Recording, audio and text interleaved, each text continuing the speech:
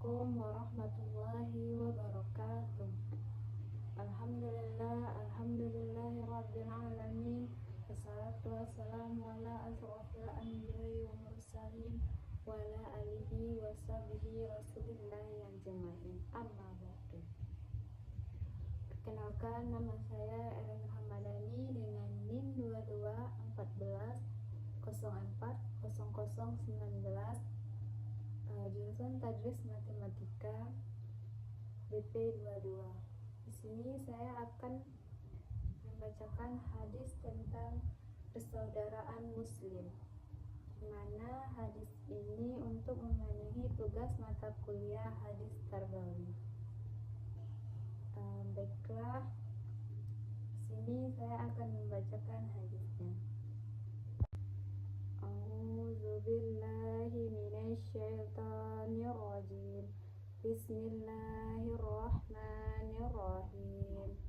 Hadis Ibni Umar radhiyallahu anhu anna Rasulullah sallallahu alaihi wasallam qala muslimu akhul muslimin la yuzlimuhu wala yuslimuhu man kana fi hajati akhihi kana Allahu fi hajatihi wa man farraja al muslimi kurbatan farrajallahu anhu biha kurbatan min kurabi yaumil qiyamah wa man satara musliman satarallahu yaumal qiyamah.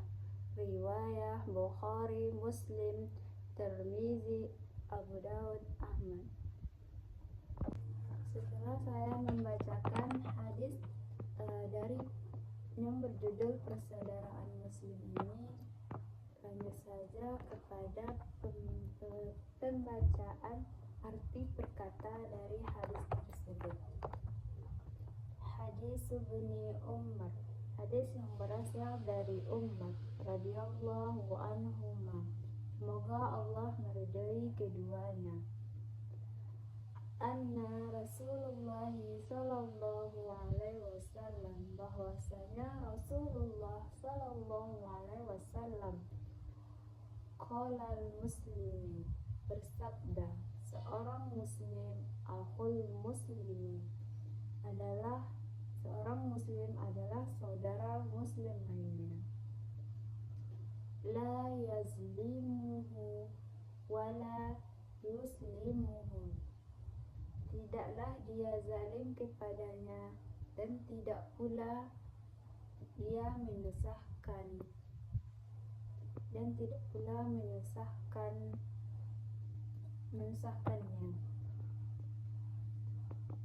Man kana, siapa yang ada dia fi pada hajati, ada kebutuhannya atau hajat saudaranya, kana Allahu fi hajatihi, adalah Allah akan membantu memenuhi kebutuhannya. Waman farraja, dan siapa yang meringankan an muslimi, dari seorang muslimin, kurbatan, satu beban, farrajallahu, meringankan, anhu, Allah akan membalaskan padanya, biha kurbatan, dengan perbuatannya, beban berat, min kurabi, dari beban berat, dari beban-beban berat, yaumil qiyamah, pada hari kiamat. Wa man satara, dan siapa yang menutup aib muslimah, menutup aib seorang muslim, satarahullahu, menutup akannya Allah aib-aib yaumal qiyamah, dari hari kiamat. Diriwayatkan oleh Bukhari, Muslim, Tirmizi, Abu Dawud, dan Ahmad. Setelah saya membacakan arti perkata dari hadis ini, saya akan menjelaskan penjelasan yang lebih rinci. Itu hadis ini menjelaskan tentang bagaimana hubungan relasi antara seorang muslim dengan muslim lainnya. Dalam hadis ini disebutkan bahwa seorang muslim adalah saudara bagi muslim lainnya, yang karena itu satu sama lain itu kerabat, orang dekat, maka diajarkan satu sama lain itu tidak saling menyusahkan, tapi satu sama lain itu saling menguatkan, saling membantu. Ada beberapa hal yang disebutkan di sini, bagaimana caranya hidup seorang muslim dengan muslim lainnya yang mereka itu adalah bersaudara. Yang pertama adalah dia tidak berbuat zalim atau menganiaya terhadap saudaranya dan tidak juga melakukan perbuatan yang tidak peduli terhadap saudaranya. Kemudian disebutkan juga seorang muslim itu terhadap muslim lainnya harus berperan serta atau membantu orang lainnya itu dalam memenuhi kebutuhan hidupnya. Siapa yang berusaha membantu, menolong, melibatkan diri terhadap pekerjaan seorang dalam memenuhi kebutuhannya yang memang dia butuhkan, maka Allah lah yang membantu orang yang menolong tadi untuk memenuhinya. Jadi, kalau dia suka bantu orang lain, maka Allah akan membantu dia. Kemudian disebutkan siapa yang meringankan atau melapangkan dari kesusahan, maka Allah akan melapangkan dari satu kesusahan yang dialami pada hari kiamat.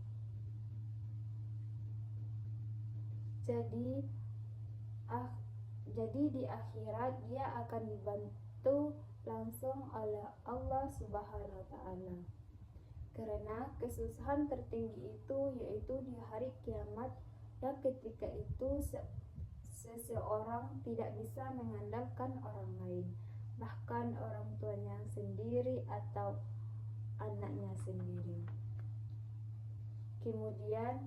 Kemudian lagi, siapa yang menutup aib-aib orang lain kepada orang yang sebenarnya tidak mesti mengetahui.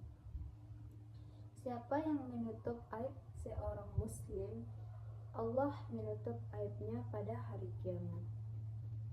Nanti di hari kiamat akan dilindungi dari Allah Subhanahu wa Ta'ala dengan tidak membongkar aibnya. Yang kedua, kaitannya hadis ini dengan pendidikan. Hadis ini sesungguhnya erat kaitannya dengan pendidikan. Secara tema, hadis ini membicarakan tentang pendidikan akhlak, khususnya akhlak antara sesama muslim. Di sini dijelaskan tentang prinsip-prinsip akhlak seorang muslim. Jadi di sini mengajarkan kepada kita bagaimana prinsip atau pergaulan berakhlak, relasi antara seorang muslim dengan muslim yang lain. Yang pertama, prinsip itu adalah pergaulan sesama muslim itu dilandasi dengan asas persaudaraan. Yang kedua, prinsip pergaulan antara sesama muslim itu adalah dia mesti saling tolong menolong, saling membantu dan tidak menyakiti. tidak berbuat zalim, tidak menyakiti dan membantu saudaranya yang memiliki kebutuhan tertentu.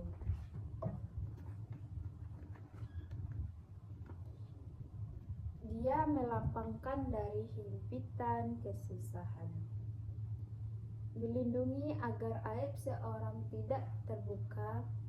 Jadi itu didasarkan saling menolong, saling membantu, tidak saling menyusahkan dan menyakiti. Kemudian prinsip yang ketiga, setiap muslim itu walaupun ini adalah pergaulan yang mesti dipahami sendiri, setiap bentuk akhlak seseorang itu dia akan menikmatinya sendiri. Jadi bagaimana dia berakhlak kepada orang lain, begitulah perlakuan dari Allah yang akan dia terima.